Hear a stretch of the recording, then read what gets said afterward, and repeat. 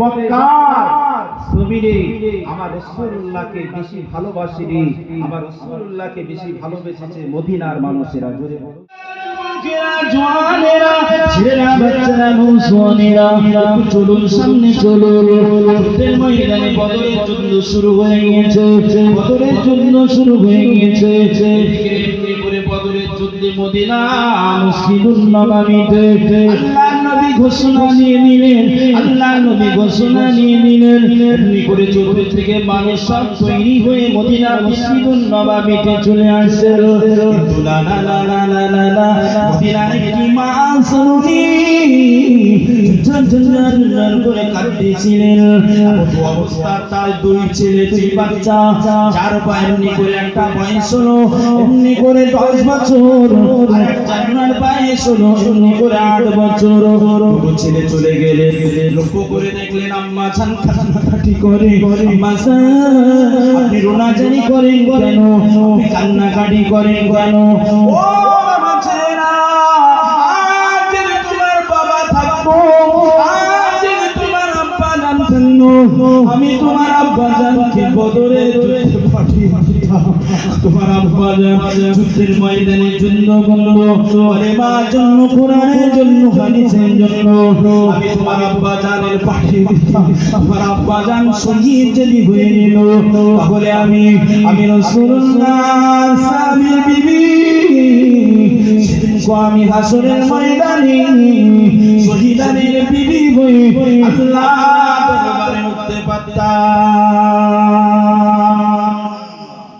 আরে বলুন না সুবহানাল্লাহ। দুটো ছেলে গিয়ে দেখে মা কাঁদছে। আমার স্বামী যদি আজকে থাকতো তাহলে বদরের যুদ্ধে আমি পাঠিয়ে দিতাম। বাবা ছেলেরা, সেই বদরের যুদ্ধে পাঠিয়ে দিলে আমি যদি তোমার আব্বা শহীদ হয়ে যেত, সেই শহীদানে আমি স্ত্রী হয়ে হাসরের ময়দানে উঠতাম। জোরে বলুন সুবহানাল্লাহ। দুটো ছেলের নাম মাস এবং মুআফিজ, দুটো ছেলে, দুই ভাই। আম্মা জানকে বললেন আম্মা জান কাঁদবেন না, রোনাজারি করবেন। আব্বা নাই তাই কি হয়েছে? আম্মা জান আপনি যদি দোয়া করে দেন, আপনি যদি আমাদের যুদ্ধের ময়দানে পাঠিয়ে দেন, আব্বার জায়গাটা আমরা পূর্ণ করব। আপনার দুই বেটা আমরা যুদ্ধের ময়দানে যাব। জোরে বলুন সুবহানাল্লাহ। দুই বেটা যুদ্ধের ময়দানে যাব। আম্মা জান বললে বাবা ছেলেরা তোমরা ছোট, তোমরা বাচ্চা, আম্মা জান যদি একটু অনুমতি দেন আমরা রাসূলের কাছে গিয়ে আমরা একটু ফরিয়াদ জানাব। ও সোনা বাবাজিরা, আম্মা জান মদিনা ছেলেরা বাচ্চারা নৌজওয়ানেরা, আব্বা জান অনুমতি নিয়ে নিলেন। মদিনা মসজিদুন নববীতে এমনি করে রাসূল এমনি করে ঘোষণা দিয়ে নিলেন, ও সাহাবারা তোমরা সারিবদ্ধ হয়ে দাঁড়িয়ে যাও, কাতারবদ্ধ হয়ে দাঁড়িয়ে যাও। আমি রাসূলুল্লাহ সার্টিফাই করব, বেঁচে বেঁচে বেঁচে বেঁচে এমনি করে বদরের যুদ্ধে পড়াবো। এমনি করে লক্ষ্য করে মাস এবং মুআফিজ দুই ভাই আলোচনা করছেন, ভাই আমরা তো বড় ছোট, আল্লাহর নবী একটা বেছে বেছে নেবেন, তাহলে আমরা কি ধরা পড়ে যাব? বড় ভাই আপনার সামনে যান, আমি ছোট ভাই পিছনে থেকে যাই। লক্ষ্য করে দেখা গেল এমনি করে লাইনে কাতার দিতে নিতে নিতে শেষ হয়ে গেল। বড় ভাই সামনে এসে পড়ে গেল। আল্লাহ পাকের নবী বললেন, বাবা ছেলে তুমি ছোট ছেলে, তুমি ছোট মানুষ, বাবা তুমি চলে যাও, তোমার যুদ্ধের ময়দানে নেওয়া হবে না। ইয়া রাসূলুল্লাহ, ইয়া হাবিবাল্লাহ, হুজুর না আমাকে বাদ দেবেন না, আমাকে তাড়িয়ে দেবেন না। ও বাবা ছেলে, আমি যতটুকু জানি তোমার বাবা নাই, তোমার আব্বা নাই, চলে যাও বাড়ি চলে যাও বাবা, তোমার মায়ের সেবা যত্ন করো গে যাও। তোমার মায়ের যদি সেবা যত্ন করো, আমার আল্লাহ তোমার শহীদের সওয়াব তোমার আল্লাহ আমল নামায় দিয়ে দেবেন। জোরে বলুন সুবহানাল্লাহ। ইয়া রাসূলুল্লাহ, ইয়া হাবিবাল্লাহ, হুজুর না না না না, আমার মায়ের মায়ের কাছ থেকে আমি বিদায় নিয়ে এসেছি, আমার মায়ের কাছ থেকে আমি এমনি করে বলে এসেছি, আমার মা জননী যুদ্ধের ময়দানে পাঠানোর জন্য আমাকে পাঠিয়েছে। কেমন মা আর কেমন বেটা একবার দেখুন। কেমন মা কেমন বেটা। আল্লাহ পাক বড় ছেলেকে আল্লাহর নবী পছন্দ করে নিয়ে যুদ্ধের ময়দানে আল্লাহ কবুল করে নিলেন। জোরে বলুন না সুবহানাল্লাহ। মুহাফিজ পিছরে আমার ভাইকে যদি না নেয়, ভাইয়ের 10 বছর বয়স আর আমার 8 বছর বয়স, আমার তো মোটেই নেবে না, নাকি বাবু? মোটেই নেবে। দেখতে দেখতে দেখতে দেখতে ছোট ভাইয়ের লাইন আসলো, বাবা ছেলে তুমি তো বড্ড ছোট, চলে যাও, বাড়ি যাও। যুদ্ধের ময়দান তো যুদ্ধ করার জায়গা, ওটা তো মসজিদের তাসবিহ টানার জায়গা না, তাসবিহ টিপার জায়গা না। কথাটা ঠিক না? তাসবিহ টিপবে, আল্লাহ আল্লাহ ইল্লাল্লাহ জপ জিকির করবে, এটা তো জায়গা নয়। যুদ্ধের ময়দানে যুদ্ধ করার জায়গা, অস্ত্র শস্ত্র চালানোর জায়গা, সেখানে তুমি পারবে না বাবা। চলে ছোট ছেলে, 8 বছর ছেলে কি বলছে? ইয়া রাসূলুল্লাহ ইয়া হাবিবাল্লাহ, ও আল্লাহ পাকের নবী, হুজুর আপনি আমাকে পাঠিয়ে দেবেন না, আমাকে তাড়িয়ে দেবেন না। যিনি আমার আগে আমার বড় ভাইকে আপনি অ্যাকসেপ্ট করেছেন, উনি বলেন আমার বড় ভাই, আমি বললাম তার ছোট ভাই, আমরা 2 ভাই এসেছি।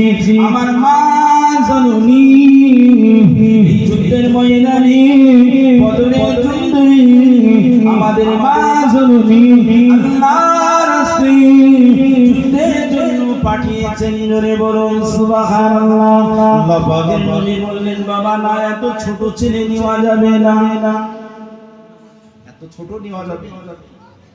এখন খুব মুসিবতের ভিতরে মুহাফিজ বলছেন, ইয়া রাসূলুল্লাহ হাবিবাল্লাহ, হুজুর আমার বড় ভাই আর আমি তার ছোট ভাই, ও বড় হলে কি হবে?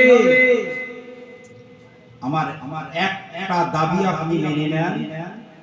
কি দাবি বাবা?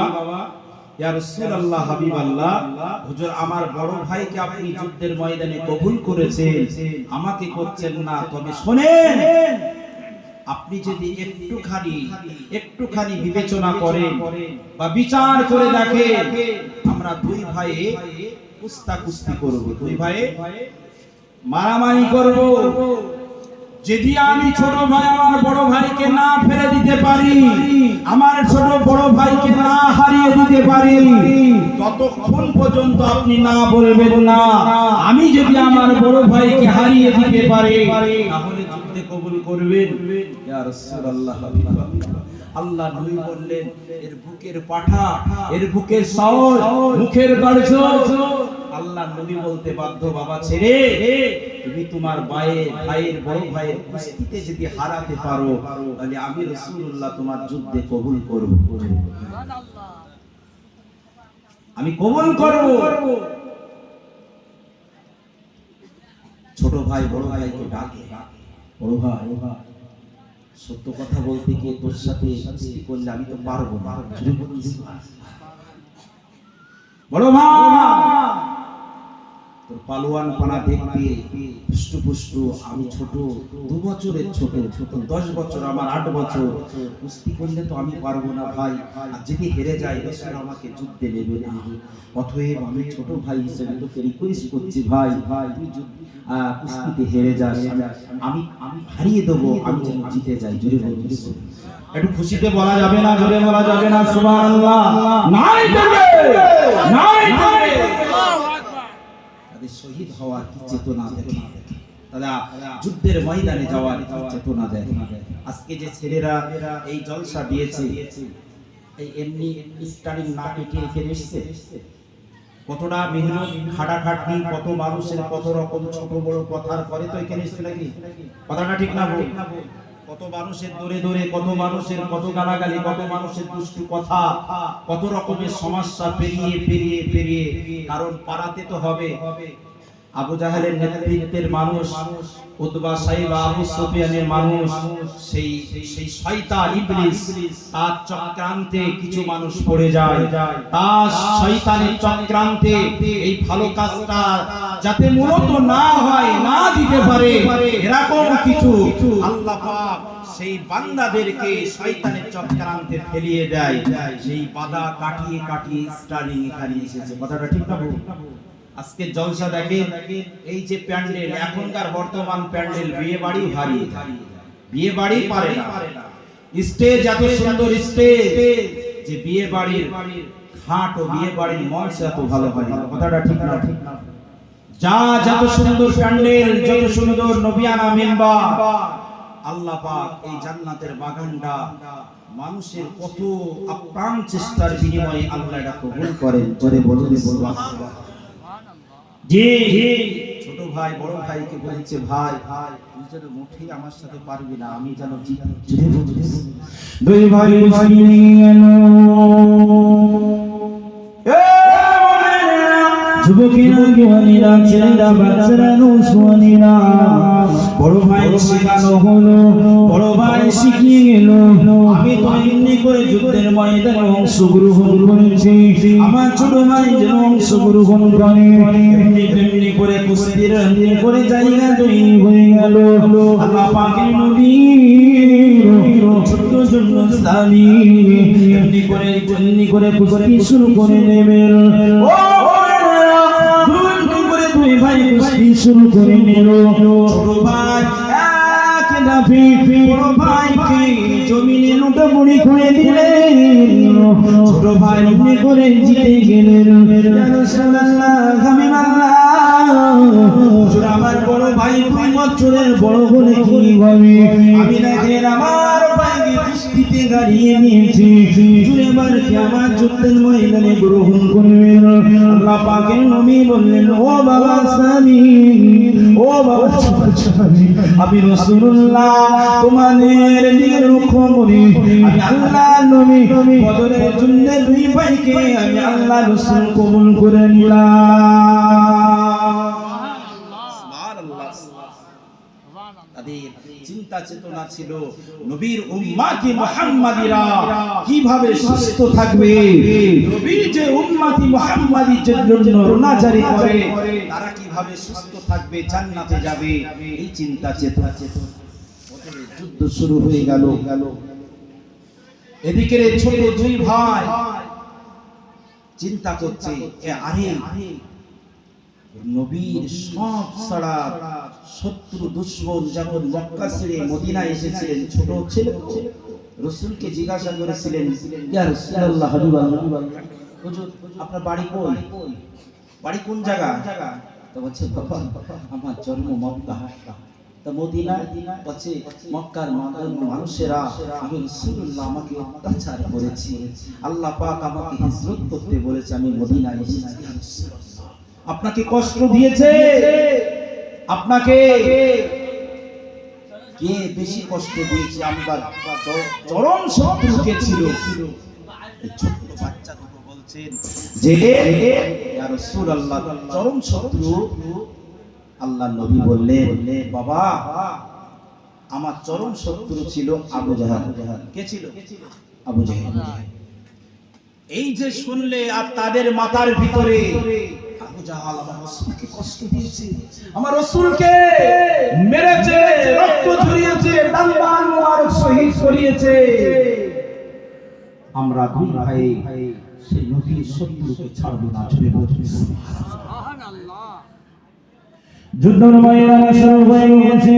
বদরের যুদ্ধে ছোট ছোট ছেলে নবী এমনি অবস্থায় আল্লাহ পাকের নবীর কিসাবি বন্নে করে বয়স কিসাবি, ওই সাহাবীর কাছে গিয়ে ওই বাচ্চা দুটো গিয়ে বলেছিলেন, ও আল্লাহ পাকের নবী সাহাবী,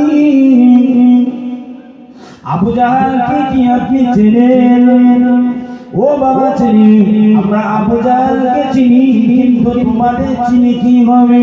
ও আল্লাহ পাকের নবী, আমরা 2 ভাই এমনি 2টি নিয়াত করেছি, আমরা 2 ভাই 2টি নিয়াত করেছি।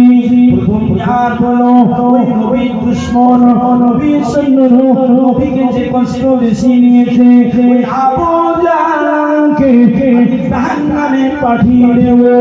আমাদের প্রথম নিয়াত হলো আমরা দুই ভাই আমার রাসূলের কষ্ট দেওয়া মানুষ, রাসূলের দুঃখ দেওয়া মানুষ ওই আবু জাহলকে জাহান্নামে পাঠিয়ে দেব। আর আমাদের দুই নম্বর নিয়াত হলো ওই আবু জাহলকে জাহান্নামে পাঠাবো। অবশেষে আমরা দুই ভাই আল্লাহর জান্নাতে চলে যাব। এ মুমিনেরা, যুবকেরা, ছেলেরা, বাচ্চারা, নওজোয়ানেরা, একটু মুরব্বি চাচাকে বলেছিলেন ও আল্লাহ পাকের নবী ইসলামী একটু কি দেখিয়ে দেবেন আবু জাহল কোনটা? আমরা তো কোনোদিন দেখিনি, আল্লাহর নবীর শত্রুকে দেখিনি, একটু আবু জাহলকে দেখিয়ে দেবেন। ওই সময় ওই চাচারা এমনি করে বলেছিলেন, বাবা ছেলে দেখতে পাচ্ছ ঘোড়ার উপরে বসে আছে, উনি বলেন আবু জাহল নবীর শত্রু।